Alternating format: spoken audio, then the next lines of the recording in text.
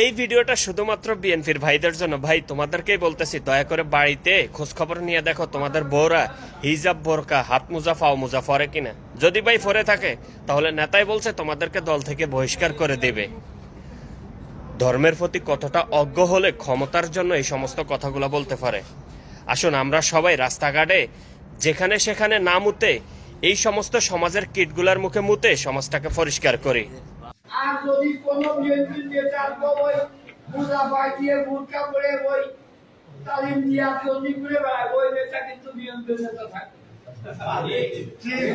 তাকে বহিষ্কার করা হবে, বহিষ্কার। উনি কি মুসলমান? ওনার কি ঈমান আছে? সবাই কমেন্ট করে জানান। আর যদি কোনো বিএনপি নেতার ওই মুজাফার দিয়ে বুরকা পরে ওই তালিম দিয়া চন্ডি করে বেড়ায়, ওই নেতা কিন্তু বিএনপির নেতা থাকে। তাকে বহিষ্কার করা হবে, বহিষ্কার।